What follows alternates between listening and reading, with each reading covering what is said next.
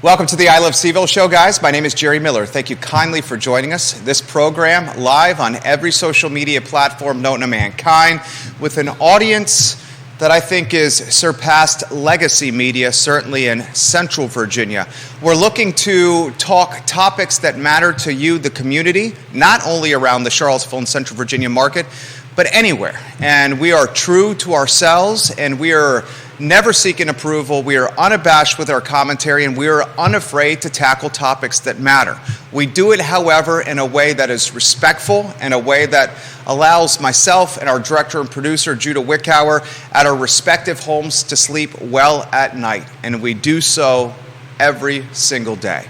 Today's program is one I'm very excited about. Denver Riggleman will join us in about 10 seconds. Former United States Congressman, a man that understands data inside and out, a man that understands the free market inside and out, a man that understands small business inside and out, and a man like us, unafraid, unabashed, and not seeking approval. Judah Wickower is our director. If we can welcome Denver Riggleman to the show with 11 states on the program. Denver, you're live. How are you doing? Good. How you doing, bud? We're doing absolutely fantastic. The show is yours. Give us a snapshot and update on what is going on with you. Life of crazy. Well, we have both distilleries now in Virginia and the Poconos and Pennsylvania. So still fighting some regulatory issues. I don't like overtaxation and overregulation, as a lot of people know about me. Still fighting there, but we're expanding our inventory. And with a wife and daughter that are, the only, I think, mother-daughter master distillers in the country, it's sort of cool that I just get to be sort of the arm candy for my wife, walking around, just the pretty face of Silverback Distillery. So also started a new company looking at AI, but actually looking at large language models as just a portion of an ingest to do open source intelligence analysis and all that kind of stuff. So I started another company, Jerry, so that's my fourth. The first two did pretty well. The third was Silverback. And now on the fourth, I'm, rocking and rolling on this now too. As you know, I was a senior technical advisor for the January 6th committee. I have a pretty high-end client now that a lot of people know about, which I can't talk too much about. I can, in broad strokes, but I can definitely talk about things that we've seen in data, and that's Hunter Biden. When you talked about data as the battlefield, I can talk about why that is actually, I think, one of the most important sayings of today. This weekend, spent time with my granddaughters, so I know it's hard to believe with my incredible good looks and dashing charisma that I'm a grandfather, but I got that going on, and got another book I think coming out because I just did the New York Times bestseller, believe it or not, The Breach. My book, Bigfoot It's Complicated, is being shopped for a movie right now. That's why I've been going back and forth to LA. So it's been pretty insanely busy, and other than that, I still occasionally like to just be with my dogs, drink a bourbon on the porch, and watch the river. There you go. How's that for 3 minutes of bio? You and I have quite a bit in common. Serial entrepreneurs, guys that certainly often speak out about the reach of government when it comes to taxation with our businesses. Running a handful myself, and the taxation piece just absolutely demoralizes me and inspires me to get involved civically. I want to focus on you here. We talked about data defining the battlefield. I have too much respect for you to push on the Hunter Biden storyline. So I will throw that open-ended, follow your lead. Data defining the battlefield. Show is yours, sir. Yeah, well, thank you, man. No, I was Air Force intelligence, did a lot of counterterrorism stuff, but I also worked in the National Security Agency, as a uniform wearer and as a contractor. Did a lot of stuff with the Office of Secretary of Defense, and and our company also supported some special operations stuff around the world in the signals intelligence area. So my whole life was sort of defined by tech, even though my background at UVA was Eastern Europe, right, the former Yugoslavia. So it was pretty interesting when I was enlisted, before I became an officer, I was taught radars, communications, avionics, and guidance and control. And I thought, wow, that's pretty cool, because, I had a 1.1 GPA in community college, so I thought, wow, I'm barely smart enough to work on jets. But I went to school full time, that's how I got to UVA. But it's weird, when I became an intelligence officer with that degree and with that technical background, they allowed me opportunities I don't think a lot of people had, and that was combining tactical data like aircraft and people on the ground with satellite data. And I got to combine that to go after terrorists. And so I was able to merge data based on my special clearances that other people couldn't to go get bad guys and bad pieces of equipment or bad organizations. So when I say that data is the battlefield, I think when I came into the game, you're talking about 1998 when I graduated from UVA, and then 1999, I think I got a tech school for intelligence for the Air Force out of Goodfellow. You saw this bloom in data. Like my business partner tracked Al-Qaeda senior leadership, right? And so that's what we did, was how do you track people using data, or how do you look at the communications using data? How do you look at the world? So that's how I was raised, man, and I think that's what I've done it for so long now. You're talking about over 2 decades just in that business, then being in Congress, and then going back into it with the J6 committee, that I become very literal on what you can and can't prove. You always have facts-based insights or analysis, or you make assumptions or courses of action, but you do use the baseline to see what does the battle space look like. And the best example I have very quickly is that if you're going after people that are, say, spreading disinformation, you don't let them know that you're tracking them for a year or two while they're actually using data and putting it out there, and then saying things that really contradicts what they're saying before, because grifters got to make money, right? So I have just, I just got lucky to be trained that way, bud, and I was able to see that in January 6th with the command and control infrastructure. I'm able to see it on my latest task with the Hunter Biden's legal team. It's just really quite simple and boring. The exciting part about it is we're going against fantasy sometimes, or we're going against people who might be misrepresenting things.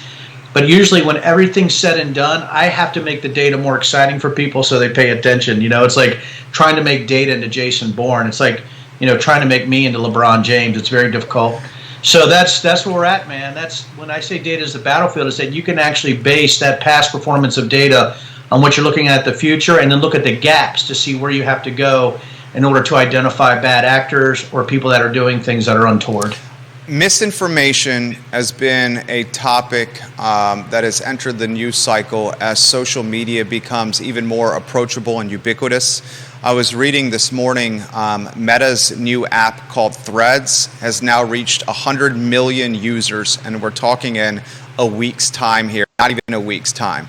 Can you explain how you've seen social media, smartphones, and how they've essentially empowered just about anyone to potentially spread misinformation, and how this misinformation spread can go viral so quickly that it could potentially change a narrative, a personal brand? And then the second part is, how does someone even try to combat this? I mean, when something goes viral, as you've seen on Twitter, for example, I've included you on, 12 or 13 apps that you were coming on the program. I'm sure your phone was getting notification. Oh, it was lighting up, man. Lighting up. So we use it for the good here. But someone like me, who's got a 250,000 followers in Central Virginia, 4 million plus followers anytime he wants, is undoubtedly in a position of influence and power here. So all those topics to you, how you've seen it for the good, how you've seen it for the bad, and how someone in your shoes can help combat that misinformation spread. Man, that's a great question and great lead. And the first thing I think you're talking about is digital metastasization, right? The fact is that a lot of people are looking at their smartphones and their sources as almost things to follow or to emulate, right, without really looking deeper into what's going on. People probably shouldn't be making decisions off of a meme, right? Or people that in the past maybe have said things or done things that are so ridiculous and conspiratorial. For me, like if something comes out from the Gateway Pundit, right, that source is so dirty, you wouldn't use that. Or if something comes out, some from far left stuff that hit me, because I've actually had to go through this, as you know, whether it was, officiating the same-sex wedding and getting hit by QAnon, or people accusing me of Bigfoot erotica. I got it from the left and the right, and it's because they want to win elections. That's it, right? It's just based they want to win elections. So you have this ability, if you have the right people in the social media circles, to spread this. And you know how I fight. I fight it with humor, and sort of come at me, bro, right, if you want to do this, because I have a baseline of facts-based things that I can rely on. And if I tell somebody that I did or did not do something, they can usually take it to the bank, because it would be hard for me to disprove that I'm a writer of erotica or that somehow I'm peddling kids in the basement of Congress, right? I mean, those are things that you really, that people could just put out there, and they're so full of crap. But I think we're in this I think we're now in this conspiratorial sort of bloom of things that are happening right now. And there's a responsibility, if you're a public servant, if you're in media, to source correctly, and also even to present things that seem questionable, where you're right on the edge, to present it with enough to where you say, listen, this seems this way, but we don't have 100% yet, so we're going to continue our reporting and we'll real-time correct based on whatever information are facts-based things that we get, whether it's data, whether it's testimony, whether people self-identify. You said something about your followers, right? And how you've grown, right? And you bloomed your presence on media. And you're not on ABC or CBS. But my goodness, you probably have bigger ratings or more people listening to a late-night CNN program, right? You have more people. And that is alternate media. And I think social media and alternate media not only can do good, but I think it's also where the information war is taking place. And I do believe the information war is the new forever war. And I think if you're a person who wants to use it for nefarious means, if you're a serial grifter, right, you're a sociopath, or you're just completely stupid and you seem to be able to tap into the other, lizard parts of people's brains and you can monetize that, I think we always have to fight back against that, but there is no cure for it. I think it's a constant fight between those who are responsible and those who are not. Denver Riggleman, guys, our guest. What's the role of the social media platform and these companies? Yeah, I mean, one of the hardest questions to answer when it comes to the First Amendment, when it comes to what does regulation look like. I as me starting a company that has roots in artificial intelligence, I went to a meeting of 40 people in D.C. and 39 of them wanted to regulate it immediately, and my one question was, how? And then, of course, you get some bumbling and stumbling around with the biggest minds, because when people build things like I do, it's very difficult to regulate. I was in Congress, Jerry. I know how hard it is to regulate, to get legislation through the wickets, even if it's good legislation. So I think the social media platforms, they have to come to a point where they got to make a decision on what does sourcing look like, what does disinformation look like. If it's a free-for-all, First Amendment free-for-all, where anything stupid can be out there, we need to realize that we have to use our First Amendment ability to fight back with everything we have. But again, I've said this before, and I'm not trying to be funny or glib, but I think crazy has a lot more energy than sanity. And I think it's really difficult for the sane not to get exhausted and pushing back, because lies hit you so much more in the sweet spot of your movie that you're playing in your head about how awesome you are, or whatever confirmation bias that you have, that the truth is really hard to actually sort of smash through, because it's a lot easier to believe sometimes to some people there's a deep state conspiracy, right, where it somehow is coming from, black helicopters flown by the UN. That sounds really exciting, like, enemy of the state.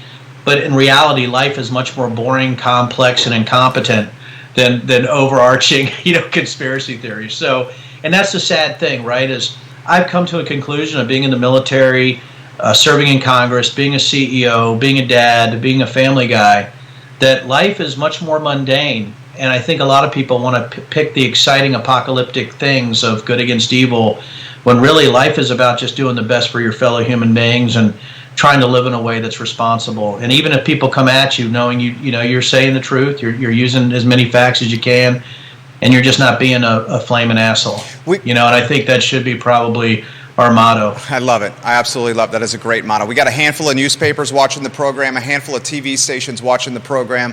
I've been following Tucker Carlson's show on Twitter, and Tucker Carlson, a content creator, gets fired from Fox News, and then he resurfaces on Twitter with his own program that he's shooting from one of his homes. It's considerably less costly from a budget or production standpoint. He's doing this on a shoestring budget, a one-shot camera on him. The lighting is terrible, but the performance and the KPIs, the viewership, the reach of what he's doing on Twitter is undoubtedly like 3, 4, 5, 6, 7xing what he was getting on Fox News here. So I guess this is the question I have for you. You got platforms anywhere and everywhere where folks like you and I, folks like Tucker, folks like AOC, folks like Trump can get on with a one shot and a camera and talk into a video onto their phone and put it on social media and have a reach that is legitimately larger than they can get on network television in prime time. The question I have for you is, the market is clearly heading in this direction and perhaps in directions we don't even know. Does this make you scared? Does this scare the shit out of you? Is this just the nature of being in a free market where we can say what we want on our mind and do what we want from a personal expression standpoint? What's the perspective you offer the thousands of people watching us right now? Well, I think people are going to get their drugs where they can get their drugs. So I mean, so if they, right? So if they want to feel good about whatever fantasy or whatever they're actually believing that day, they're going to go to the echo chamber that most suits them. I mean, a great question at the end there, Jerry, is like, where do you think we're going, right? Or what is my real opinion on it? I would say if somebody asked me that 15 years ago, I'd say, this is pretty neat. The fact that everybody has a voice, right? That's pretty neat. But what you find, even as somebody who, listen, stupid is not illegal, right? But there's an amazing power to stupid people in large groups. And I think we're seeing that in a way that I don't think we've ever seen before. And I think that people who believe some of the things that Tucker's put out there, I mean, I watched Patriot Purge. I paid for that trash, right? And I just laughed. I mean, there's, the same tropes and memes of conspiracy theories came up. Black helicopters, deep state, false flags. The same old from really the laziest conspiracy theorists. But I think on the other hand, I've always sort of been against deplatforming. It's just something for me that might be a little different than what other people think, because if you deplatform too many people, yes, it takes away, from their immediate sort of message that they're putting out there that could be absolutely false. But on the other hand, they might go to other platforms, and there's so many choices now that people might follow them. And now we're back to Tucker Carlson and Twitter, right? Now, so I just sort of brought it full circle, and I believe that as much as I do think there's a time for deplatforming if you're a private company and you think that they're actually pushing things out there that could cause violence, if we go back to January 6th. But I think we have to be very careful about that.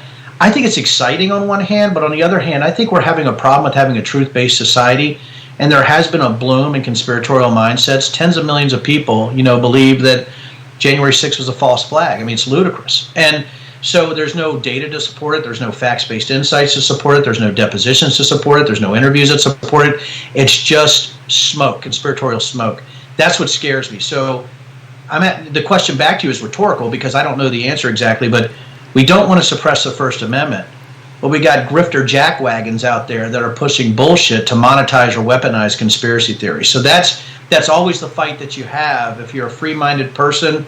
That's sort of me. I took a survey the other day, Jerry, and they're like, what are you, left or right? And it came up with ambivalent right. And I started laughing so hard, I'm like, they nailed it. I'm ambivalent right? More, because I just want to know what the truth is.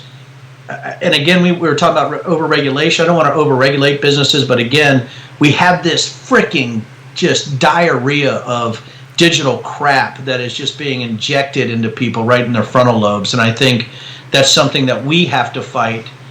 In a fact-based world, you have to fight back against that, and you got to fight back against this automatic knee-jerk reaction that somehow there's deep compartments in the government that are always in some kind of weird, secretive, posture against the American public. Riggleman is on fire right now. Denver Riggleman, guys, our guest. We can take some questions, and I see them coming in. I have a few myself. We'll talk Ukraine, Russia here. We'll talk the J6 committee here. We'll talk just free market here in a matter of moments. First, Elon Musk. Musk takes Twitter private. I've said often on this program that Musk is playing chess when a lot of us are playing checkers. Folks point to Twitter and how Twitter is maybe losing this battle to Threads, Meta's new Twitter that was released last week. And I said, folks, Musk, his play is his other businesses. For example, Tesla's got a market cap last week of $830 billion. And this company with a market cap of $830 billion has literally spent $0 in totality on advertising and marketing. $0. What he does on advertising and marketing is his interaction on Twitter, and now he owns the platform. So here's the question I have for you. Is this serial entrepreneur, Elon Musk, much like you and I, but a very different level here, is he playing the Twitter game to make a company profitable and to reinvent it, or is he playing the Twitter game to scrape, store, and scrutinize data for the betterment of his other brands and his ambitions? First of all, great. It's all about the data. That's number one. Number two, Twitter is a pimp. My grandfather had an incredible saying, and I hope people don't take this too bad, but he would say, you know what, man, in the grand scheme of things, you're just a pimple on a hog's ass, right? So I think Twitter to Elon Musk is just a pimple on a hog's ass if you talk about Tesla and SpaceX and his other ventures. It's a massive data machine. The other thing, too, is the way that he's interacting right now is really troublesome. I don't think he's like us at all.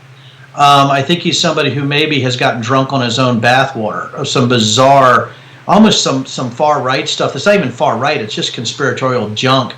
So I don't think he's like us at all, Jerry. I would actually say that in some ways he's very dangerous based on his reach. The fact that financially, you think about it, Jerry. I do okay. We do okay, right? I'm looking at the woods here. It's beautiful. I got some dogs. I got a big deck. I got a river. Deck, D-E-C-K. We're not talking about Elon Musk right now. So, and his Zuck thing. But I got this, this incredible thing out here that's going on. And we would be crushed by the type of legal or just the type of weight that he could put on individuals based on his wealth. I think there needs to be a responsibility there because the stuff that he puts out there is so infantile and juvenile. It makes me wonder how he was such a mastermind or how he had the ability to be such an effective, I would say, an amazing entrepreneur, right? If you talk about Tesla and SpaceX, my Lord, right? That takes incredible vision. But what he's presenting to the public right now is so damaging to him as a human being. I don't think any money can take up with just putting stuff out that's, sort of suitable for 12-year-olds or actually sort of feeds into the worst of our weird thoughts that really aren't facts-based. And it's amazing that a guy with that technical background would put out such tripe. And I think that's what's so damaging. I don't think he's like us at all. And I think that's why I'm pushing back so hard, right, on things that are just untrue and why you have to go back to truth as a baseline. I love it. I'm going to throw this to you.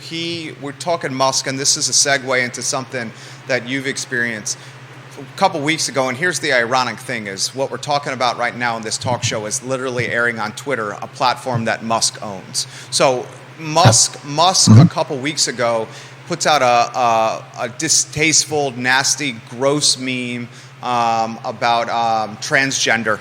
And anyone can Google it on their own, and they can find it if they like. Where I'm going with this is you, with the officiating of a same-sex marriage, caught a lot of flack from the local GOP. And we stood behind you on this show, and yes, you did. We would have done what you did.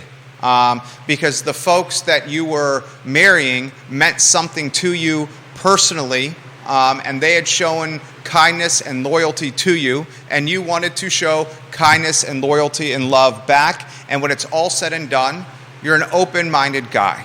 This is what I'd like to throw to you. What did you learn from this process? What did you learn from the local GOP in the 5th? I've said this so many times. The representative that we have in the 5th District right now, Bob Good, ain't so good. His rhetoric scares the bejeebus out of me, especially as a father. I think this guy has got a market share in this very red and gerrymandered district that is going to be difficult for him to beat. We saw that with Throneburg, Josh, getting hammered in the past election. It wasn't even close. Your thoughts, it's a two-part question. What you learned officiating that same-sex marriage from the local GOP, and then how do you possibly shift the tides in this district to someone that I would say is more indicative of where I'd like the district to go as a father of two boys who have to grow up within the district? Yeah, I think a lot of people talk about the left and the right, Jerry. I think we need to talk about fantasy and facts. I think just having a facts-based human being who's representing a district is probably the most important thing. The issue is that he represented it. You know, I didn't really have much of an election. It was 2,500 people at a church. I didn't get a chance to. Nobody wants to fight me on that battlefield anyway. You know, that not on a fair place. But politics isn't fair. And what I learned pretty quickly that it's easy to manipulate the system, to disenfranchise people, right, and to make it where you want the person you want. And about Bob Good, listen, let's be honest. I mean, he's happy to be owned. You know, he's owned by the committees. He's happy to listen to him on how he votes. He's never had an independent thought. I think that's something that's very valuable to him in the 5th District right now on the GOP side, is that he's a robot for the committees. And I just refuse to be that. So what did I learn? I wasn't very good at following orders from anybody, right? And I also learned, too, that I'm still on the right. And I think people know that. I think that nobody's like, Denver's a liberal Democrat. If they are, right, they're smoking some kind of wacky weed, because that's not true at all. By the way, I'm for the legalization of marijuana, as you know. Me too. So Me anyway, too. Yeah, absolutely. So the marriage equality thing, I said that beforehand. What I found, I was like, well, Denver, you know, you weren't totally truthful about what you were going to do. Yeah, it was from the beginning, and people can go back and say I was for marriage equality, right? But the thing is, I love these two guys. And if there's anybody out there who knows me as a friend, and we're in a bar fight, I'm the first one by your shoulder. I don't care who you love, right? As long as you're honest and good and forthright and you're good to me, I'm good to you. And I don't care if you're gay. Why would I care? Why would I give a rat's ass how you actually identify? Why would I do that? Even if you're Christian, even if you're religious, that's not your bag. And the other thing, too, it depends. I had somebody said, well, Denver, you know, how about religion? I don't care if you worship a head of lettuce. I just don't care, as long as you treat people with respect. As long as you're a good person, I'm going to like you, and I will be there for you no matter what. And that's the one thing that I think as a human being is I've lost sleep over losing that election, because I'm like, what if I just acted a little crazier? Would we have somebody like Bob Good in, right? Maybe if I kowtowed to a committee. But what I found is I'm not really good in the legislative space. I'm more of an executive. I was a CEO. So if I were to run something again, it would not be in the legislative space, you know, and I appreciate the HD 55 push, Jerry, but I think that, thanks a lot. Boy, that caused me some pain. But I think that, I appreciate that. But I think that, you know, if I ran for anything, it'd be an executive branch position, because I just did not play well, you know, with lobbyists, committee members, the conference, and everybody telling you what to do. As somebody who was almost 50 years old and never been in politics, served my country, was a successful CEO, and I'm listening to some 30-year-old jackwagon who's raising money by saying the world's coming to the end because the globalists are shooting space lasers, and I got to deal with that kind of crap when I actually went after terrorists, and I'm a decorated veteran, right? Give me a break. And so, sorry guys, if I just can't spoon with stupid, and I'm not going to do it. And maybe it's a character flaw that I can't kowtow to everything. I tried to play the game. I tried to swim in that stream, but what it came down to is I had to be able to sleep at night, and that's it. That's the whole shebang, and that's it. I don't have anything else on that. I had to be able to sleep at night. He mentions HD 55. That was the Lawfer Kellen Squire battle that just got nasty, and we said we would put the entire weight pro bono of this network behind this man, because I'll tell you what, our politics align here. Look, what do you call this person here? Okay, and I'm gonna let you know some of my feelings here. I don't care what someone smokes. I don't care who marries who. I don't care who falls in love with who. I don't care what you do in your bedroom. I don't care what you're watching on the screen, as long as what you're watching on the screen involves adults that are 18 and over. I champion women's reproductive rights. A woman has the right to do whatever she wants with her body, okay? For someone to say that a woman doesn't have a right to do with her body, I find that crazy, especially after watching 2 9-pound bowling balls come out of my wife's vagina. She's got the power and the strength that I never in my wildest dreams could possibly possess. She is a superhero, and if I was in that position, I would have folded like a chair. I'm a guy that believes in small government. I'm a small business owner many times over. I've exited businesses. I own 4 right now, and I don't want the government in my business telling me what I can do, and the taxes that I can pay are obscenely a drag on the growth of the business, where I could potentially hire more people and drive GDP locally if I didn't have that kind of exposure. Okay? Amen. I see that as someone, not as a Republican, not even as a Libertarian, not as a Democrat, just the party of common sense. How do you see someone like that? I see them as an American, friend. I love that. And I think the one thing that I've evolved on, you talked about all that, was, I did get hit because of my abortion views too, because I believed in exceptions and I wasn't sufficiently pro-life. I've even evolved on that. I think I'm more aligned with you now on that too, and it's based on my wife and daughters. And also, what people understand about me, man, is that I believe that people are a person at a certain point. I think it's science-based. That's why, after a certain point, I think abortion is very heinous. But on the other hand, also, women and the doctor and their family should be making that decision too. So it's nuanced for me. It's not a black and white issue. And I think that's the thing that we're having here, is we're so beyond nuance or trying to understand other people's point of views, or when really extreme far right or far left comes in and crashes, right, which sort of drives this, we got to make the decision between that or that. I'm not going to do that. I don't have to. I'm a goddamn red-blooded American. I'm going to say what I think. I'm going to do what I want to do. I can feel what I feel. So I think what you just defined is, you defined an American. And if people have a problem with that, I just don't care. And maybe that's why, again, I don't have to have the love and adulation of mouth breathers in order to actually live a day in my life. I just don't need it. And if it makes me a little unique that way, somebody who's self-made, it does give me a bit of a chip on my shoulder, I think, when it comes to listening to other people or listening to large groups. I automatically sort of shy away from if a large group is in consensus about me personally. I'm like, well, you know what? Then we're going to fight. I mean, that's just what it is. That's just how I'm wired, man. Well, it's on, And if I lose, I lose. But at least I broke the right bottle, and there's chairs upended, and the ceiling fans broke. But yeah, that's really my goal.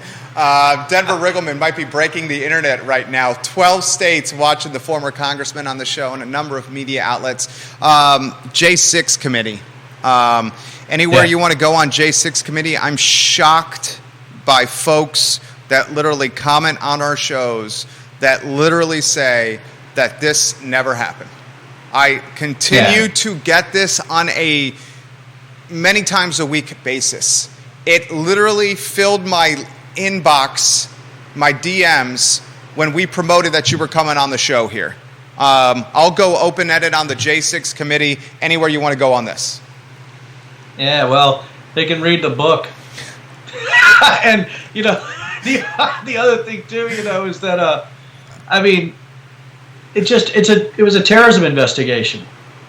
That's it, and looking at command and control, and I could just see it all. We had over 30 million lines of data. I mean, we had one of the Proud Boys had 25,000 pages of phone records in 3 months, and we were able to do things that I don't think anybody has ever done with open source intelligence and publicly available information. So I'm just really proud of that. But January 6th was, it's just a bunch of coup-like behavior from some smart, some not so smart. And fortunately, you had enough of the mentally challenged that we could actually identify those people, that low-hanging fruit, and get to the others and see what was going on. So that's it. I mean, January 6th happened, and I think a lot of people do want to forget. I do think there's people who believe that maybe it didn't happen, or it goes against their natural instincts, that there's no way this could happen in America, or it was a deep state coup, or a false flag, or the FBI was there, the CIA was there, or aliens had somehow gotten into the crowd, or there's reptilian humanoids. I don't freaking know all the conspiracy theories. I know a lot. I just saw what I saw. I saw the data. I saw the facts-based stuff. I saw all the depositions. I saw the charging documents. We did all the analysis on it. It is what it is. If you reject it, I just can't help you at this point. But what I hope is that we see that can never happen again, at the United States Capitol. And again, it's our job as free-thinking, facts-based individuals to make sure it doesn't. I have on our comment aggregator hundreds of comments coming in. We're going to cherry pick a couple of them. I have a couple more for Denver. Trump seeking another run for the White House, man. Scares the bejeebus out of me. We know that this man has put himself first before the country already a number of times. I think we're seeing it yet again. I know we're seeing it yet again. Trump making this push for the White House terrifies you, scares you. It's America. What's your stance on this? Doesn't surprise me. I said this right out. You heard me on the floor of Congress. You heard me afterwards. I mean, I still think Trump is the presumptive nominee. A lot of people are like, oh, it's impossible. Or you hear the far left or independents or center right saying he can't win again. And I'm like, God, where did we hear that before, right? 2015, 2016. And I just sort of, and it's not like, it's not like President Biden is lighting up the favorability, when it comes to polling. And people are like, oh, we don't believe in polls. Well, you might want to at least use that as a guideline to maybe people aren't as happy as you might think they are in your world too. Right. So, again, I think people get in their echo chambers and their compartments and they can't see it for what it is. Just look at what's happening. If you look at DeSantis is maybe running one of the most inept campaigns I've ever seen. I just don't even know.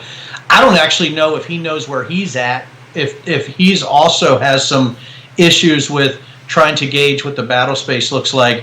The person that has really surprised me coming out of the gate is Chris Christie. It did surprise me in a good way. But I think when you look at, if you ask them directly, like you ask Asa Hutchinson, some of the other individuals like that, would you still support Trump? They say yes, they would vote for him or support the nominee. I think that, again, that should give people pause. Like, hold on a second. They say they're more moderate, but they're still going to go down the Trump line if they do. So, I wouldn't vote for Trump, obviously. But I do think, again, he does attract people who believe in some, in this good against evil, white, black, apocalyptic sort of messianic thing going on in the United States. And that's very attractive to some people. And that's why I tell people, if you just look at what's going on, look at fact-based, look at data, look at fact-based insights, Trump's doing very well right now to be the nominee. And I think it would take some kind of health issue or something else. I mean, he is, 77 years old? He's not quite all there either, if you've noticed lately. I think he's actually going down sort of that senility line himself. So I think people might start seeing that. But again, I don't know if that stops it. I just think right now, if people are laying money down, they're laying money on Trump being the GOP nominee. And I do think you'll see a little push by Pence. I think people will be surprised by it, but I don't think it'll hit. I don't think you're going to see a really big push by Christie. And I think people are running for VP right now, man. I think that's what they're doing. Two more from me. Ukraine, Russia. You're as connected as anyone here. When the war was in the top of the first inning, the speculation was a month Ukraine folds under Russia's influence, wealth, and military. We are a long time into this. This has geopolitical influences. This has influences on stock markets across every country. And when it's all said and done, this has an influence or an impact on freedom of a country. I think about it, if this was to ever happen to the United States, what would be the world's reaction? Not that this maybe it could happen to the United States. Ukraine, Russia, and whether or not closure is imminent and the collateral damage of a war lasting this long. Yeah, I mean, what are we at the 500-day mark? Was yesterday or today, I believe, Jerry? And I think Zelensky went to Snake Island, where really a symbol, the Ukrainians getting killed after saying, screw off, right? I think for me, absolutely in Ukrainians, boat here. I love it. And, I love the fact that they're pushing back against Russia. I think with my background, and I'm going to go back to being a Wahoo, I was served in Eastern Europe. I was, if people talk about Russian and Romanian intelligence, I can't tell you exactly what I did, but I definitely came in contact with them in very, very surprising ways. Let me tell you, if one day, if I sat down with a bourbon with everybody on my stories about Russian or Romanian intelligence approaching me when I was over there during Operation Allied Force, I think your eyes would bug out. I know how they act, have a great education, I have the operational experience. And when you're looking at Putin, he is an enemy to the United States, as is Russia specifically. There's no two ways around it. And I think what I would tell people is study the Communist International, the Comintern. If you go back and you want to look at Russian history, the Communist Forum, look how they did business and look how they would say one thing and do another to destabilize countries. It's still in their past performance is indicative of future performance. It's still how they do things. And it should be everything in our power, in the United States' power, to make sure that Ukraine doesn't fall to Russia. Is Denver Riggleman going to run for governor of Virginia? Maybe one day. I mean, it's probably not going to be 2025, but I don't want to make news because everybody always says, well, I don't know. Even if they are, they come up with some BS excuse. I want to run for governor. I think I'd be a good one. I just don't know if I want to run, in a party. I just don't want to. There is no way I want to run as a Republican or Democrat. Somebody would have to really talk me into that. I just don't know if I fit in any of those spaces anymore where I'm going to go to committee meetings and say what people want to hear. I just don't even have that in me anymore. It's gone. I never did it before I was 47 years old, and I don't want to do it now after Congress. I got fired from the worst job I ever had in Congress, let me tell you. And so, but if I were to do something, I do want to run for governor. I just don't know if I got to have the fire to do it. I need to know that my family's okay and they're good with it. I need to know that I even have a chance. There's a lot of things that you would have to actually take into consideration. And I will tell you right now, part of it is I would be very worried about how much energy I could put into that if I'm not 100% committed. I don't want to do that to the people of Virginia because I'm Virginia born and bred. And I would run for governor, not to run for something else like a lot of people do, right? I just love my state, even though it overtaxes and overregulates me. I love my state. I love my Commonwealth. So that's the issue I have, is that it's not fair to people if I'm not all in, and right now I'm not all in. I think you'd make a hell of I can't be any more honest. I think you make a hell of a governor. I think the Commonwealth would be lucky to have you. I think in 2023 and 2025, if you choose to do this, the opportunity for an independent or a candidate associated with a third party, whatever the third party's called. Maybe it's the party of common sense. Maybe that's how we brand it now. Because the Democrats and the Republicans aren't the JFK Democrats and Republicans or the Ronald Reagan Democrats and Republicans anymore. They've become caricatures of their former selves. So a third party, whatever we call it, I think there's never been a better chance for a candidate to get into the governor's mansion than right now. I have too much respect for you to push back on that. I got some questions from some viewers and listeners, and then we'll wrap up. I got about 16 minutes. I got to head to D.C., man. Okay, for more meetings. This one is from John Blair in Stanton, and it's a very good one. It's a very good one. Given Congressman Riggleman's experience with data and its manipulation, what is Congressman Riggleman's opinion about juveniles using social media? A lot of experts and people claim that social media is the new smoking. Does Denver Riggleman believe the government should regulate juvenile use of social media? No, it's up to the parents. I like that. Is that blunt enough, Jerry? No, and I'll throw this here, and I know you're on limited time here. McAuliffe showed the Commonwealth when he made those comments on the campaign trail that parents did not have a right to get involved with the public school education with their children. Virginians voted because of those moronic statements for Glenn Youngkin. I actually believe that lost him the election. If McAuliffe had to have said that once, twice, and three times, he would be in the mansion right now, and Youngkin would be in private equity or running the hedge fund, whatever the hell he was doing, okay? But because he once, twice, and tripled down, Youngkin is in the mansion right now. I am a guy that believes the parents have the right or the duty to be involved with their kids. That's right. When you're talking about electronic media and the dangers that I talk about it, I think it's an education for parents. I think schools should teach the dangers of social media and sourcing, what all the dangers are. And I see a lot of parents already taking those steps to shield their kids. I mean, for me, I would hope that people wait till their kids are teenagers between 14 and 16. This is an opinion, but I'm not going to regulate what a parent thinks is best for their kid on social media or with their phones or devices. I don't have time for that. I'm not going to do it. Final question for you. You're tight on time.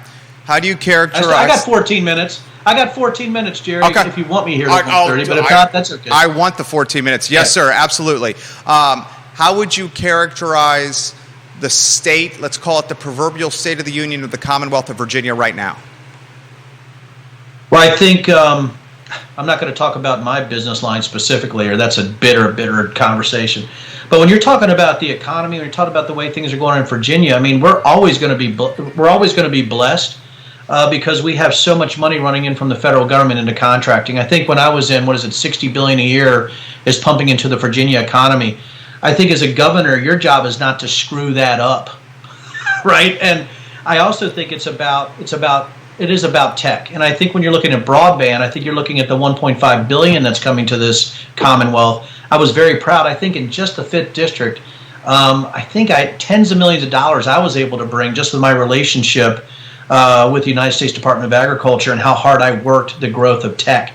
I think right now Virginia is so well positioned because they already have that background in defense contracting, but we also have this massive agricultural potential that we still have out there. And I always wanted to get hemp and marijuana rolling real heavy to replace the tobacco, that was lost for a lot of people in the southern part of the state. People knew I was in love with Southern Virginia, and you know that too, right? I love the people and I love the place. I think they didn't really like me after the wedding, but they still know I'm going to tell them the truth. And if their car breaks down, I'm going to help them change their tire. So I just think we're in an amazingly good position. And I think as a governor, people just don't have to screw it up. Or if you're a legislator, if you're in the House of Delegates or in the state Senate, try to make sure that we can grow private business and small business, right, with all the money that's being pumped into the economy by the federal government every year. Why has marijuana and cannabis legalization taken so long? I think there's still a stigma to it. I still think there are issues, with usage in the workplace. And I think sometimes people translate that over to there's some kind of huge issue, right, either with addiction or something like that, which there really isn't. But even in our workplace, we don't want people smoking marijuana. Well, you're actually making liquor with fire and stuff, with boilers, and so we probably don't want marijuana around it. But even we don't want that, but I think a lot of people still, there's a stigma to it. I think you're going to have lobbyists from both sides. I think you have a lot more money on the side of anti-marijuana than pro-marijuana right now. So really it's a war against the lobbyists. I don't think it's really about marijuana, being so dangerous that it has to be outlawed. And if you think about my perspective, to be blunt, I make liquor, man. I mean, I make liquor. Somebody called me like the sin congressman. I was running as a Republican. I'm like, what? So I mean, there you go, man. I mean, are you kidding me? So I think again, there's always a line. Though I know people's like, well, what about heroin? No, not heroin. It's just so amazing to me that people are like, well, let's cross the common sense line because you're saying we should legalize marijuana. We should legalize all drugs. You know what? Just get off my porch. I don't have time for this conversation. I'm a Second Amendment guy, but we shouldn't have fully automatic weapons. Just get off my porch. I just don't have time, and I think that's again why I have to have my energy to run for office again, Jerry, as you can see, because I'm not going to be in a committee meeting saying, just get off my porch, man. I'm just not in the mood for this right now. Just please leave. Dear Lord, I've had enough. Just please use your common sense at some point. Put in perspective for the viewers and listeners, taxation as it comes to running a small business and trying to grow a small business, and how that taxation exposure can throttle growth if not managed correctly. Yeah, absolutely. Running a small business in Virginia, a lot of people say it's great for it unless you're actually in manufacturing, right? Or you're in a business where lobbyists control it. If you think, I'm in a constant war against beer and wine lobbyists and the restaurant lobby because they want to make sure that we're not competitive. There is not another state that charges 34% per bottle out of our own distillery, an actual distribution fee that we have to pay the mafia, right? It's just a plate of mafia's ABC to us. And, that's why we expanded more in Pennsylvania, and we're looking to expand into Kentucky and Louisiana. Virginia is just not viable when it comes to actually wanting to grow here in a manufacturing sense, in the distillery business specifically. I also think, some of the rules that are so arbitrary are really lobbyist-based, or they're lobbyist-run. And we've seen that, my wife and I, since 2014. And it's been really disturbing to us to try to explain to people this. Because if it's not happening to you, you automatically sort of dismiss it. And once I started going to war in the small business space, I wanted to help everybody. So instead of me just worrying about distilleries, that's why I ran for Congress. That's why I did my 10-week run for governor, which was like me jumping off a 2-story building every day and landing hard and hoping I would just break it to pieces. That's what it felt like, right?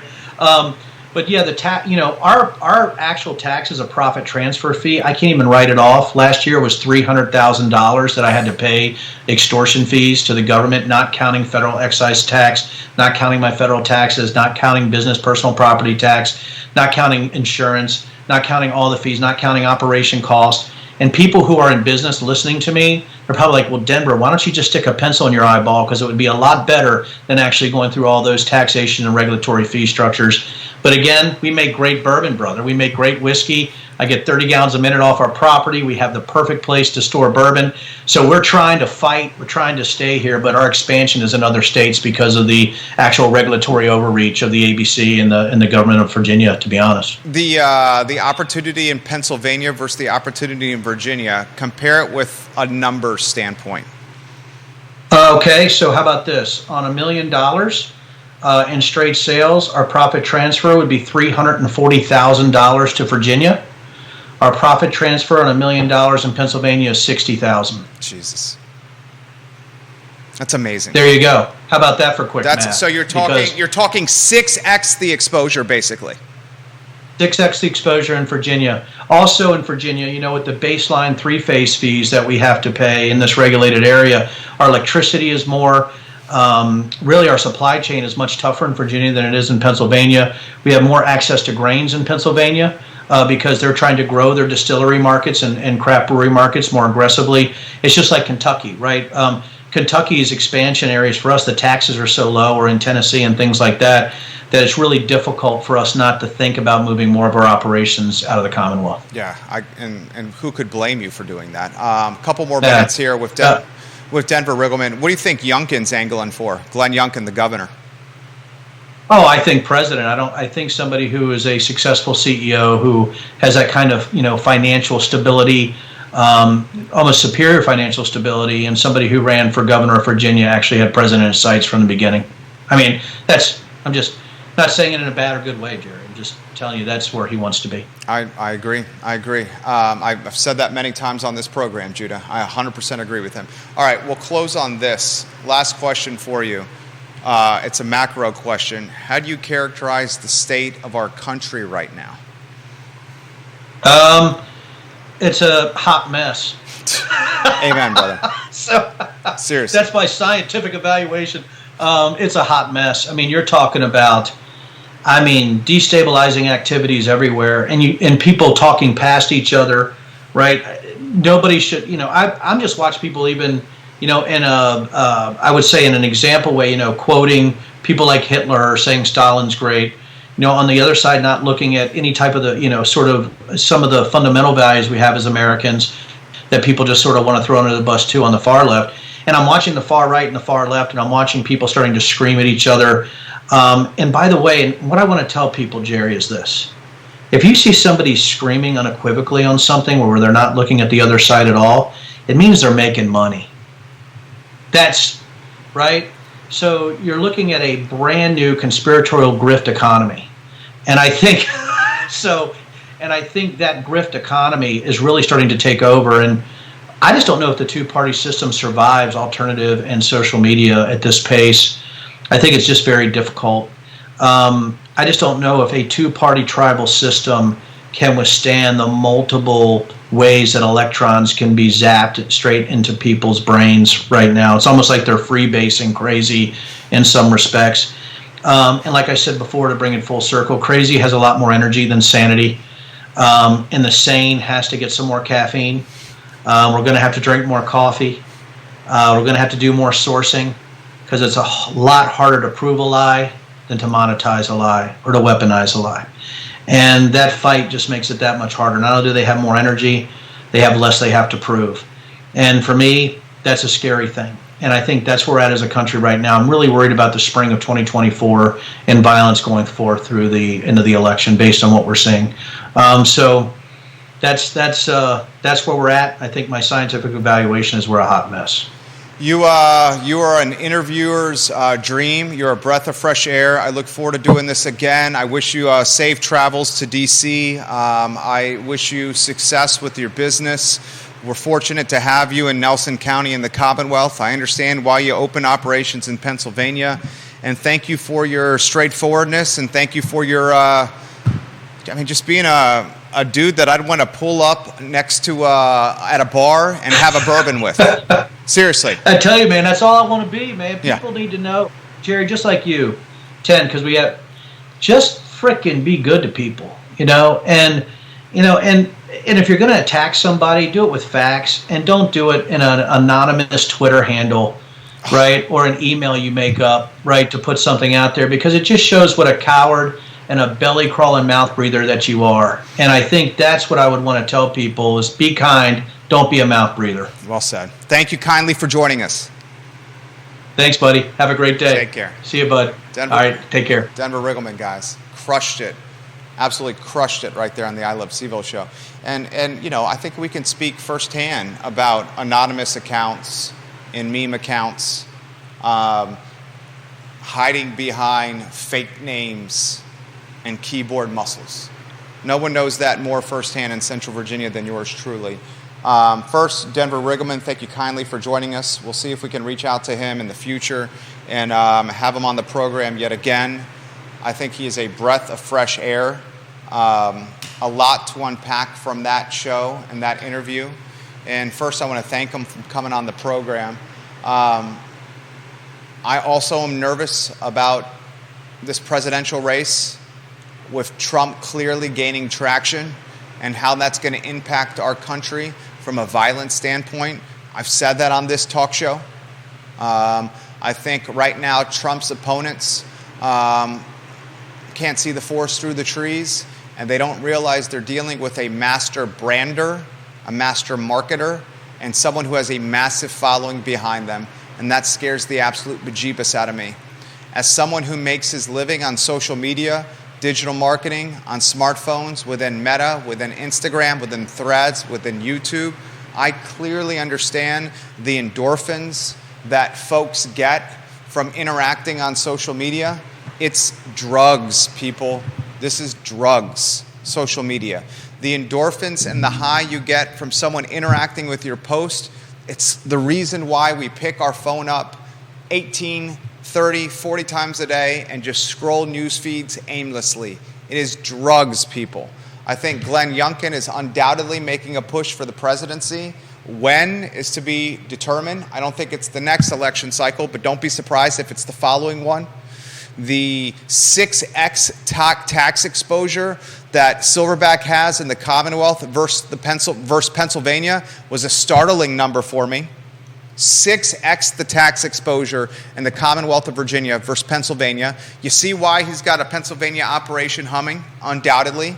I've said on this program so many times, I don't care what you smoke, who you marry, I don't care the God you believe in, what you do in your bedroom, what you watch on the screen, as long as what you're watching on the screen is consenting adults above the age of 18.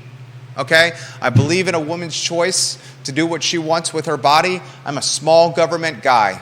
A small government guy that believes the government should be in the background and not front and center. Okay?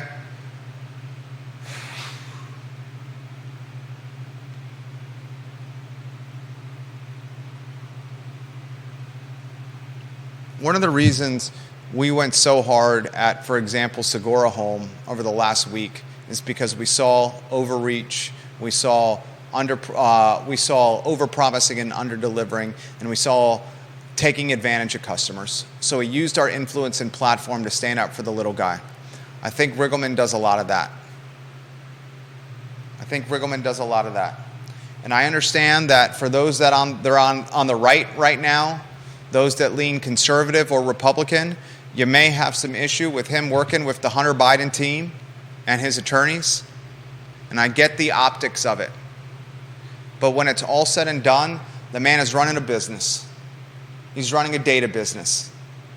And a data business is tied to the free market. It's called capitalism. And we have choices to make.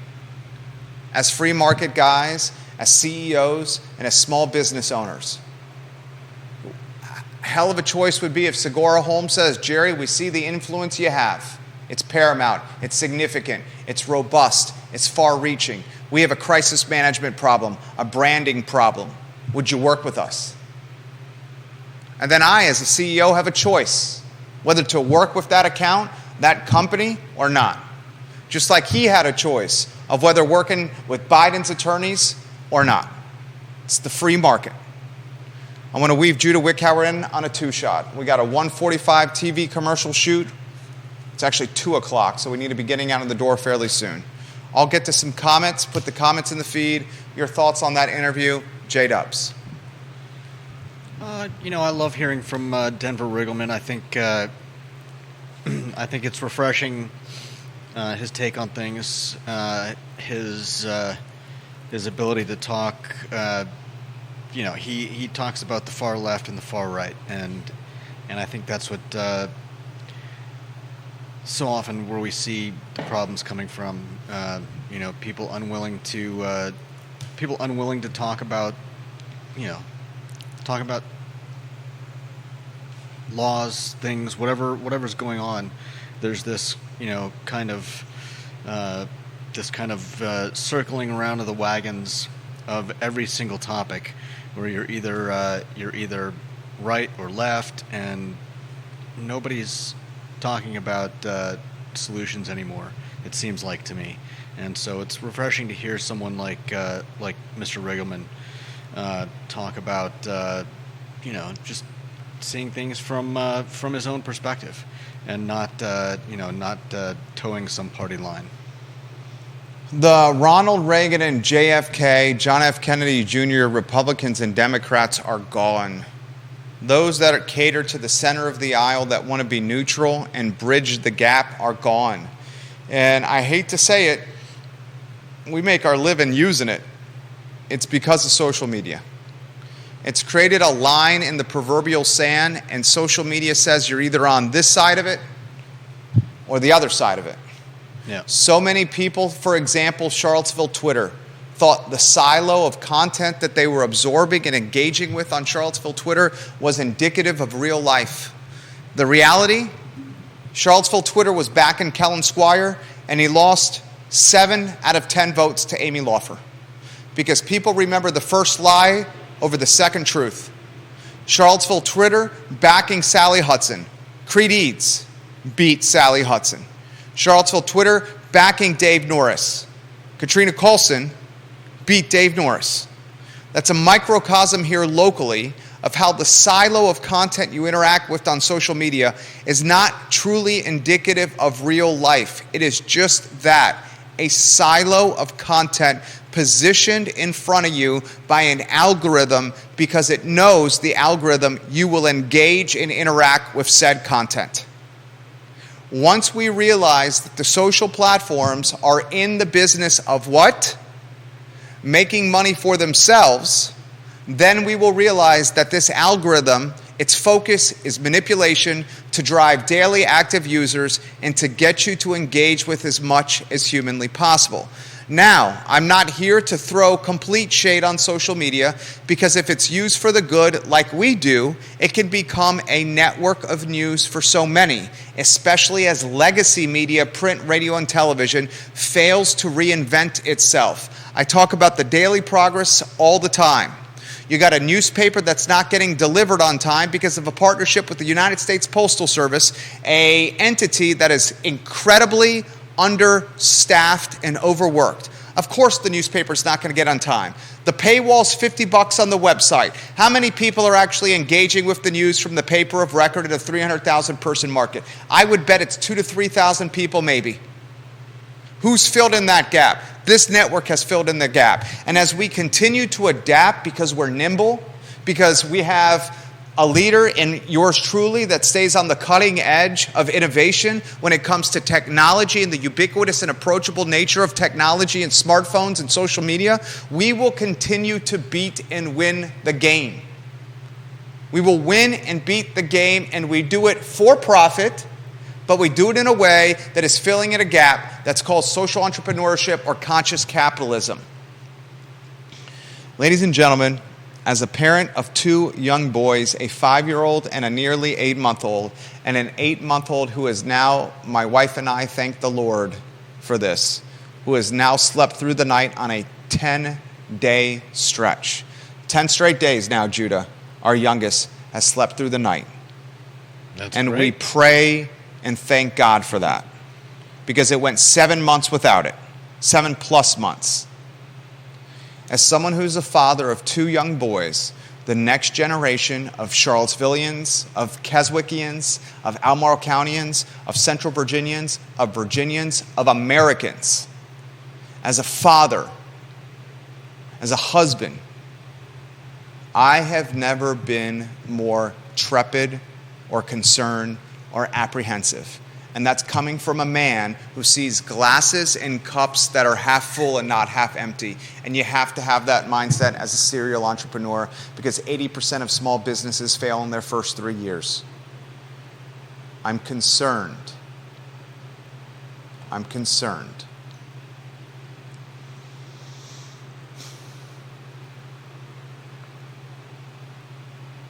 But that concern will not create paralysis of analysis, and that concern will certainly not create a lack of action. I roll my sleeves up and I proclaim it's not the size of the dog that matters. It's the size of the fight in the dog that matters. For Denver Riggleman and Judah Wickower, my name is Jerry Miller.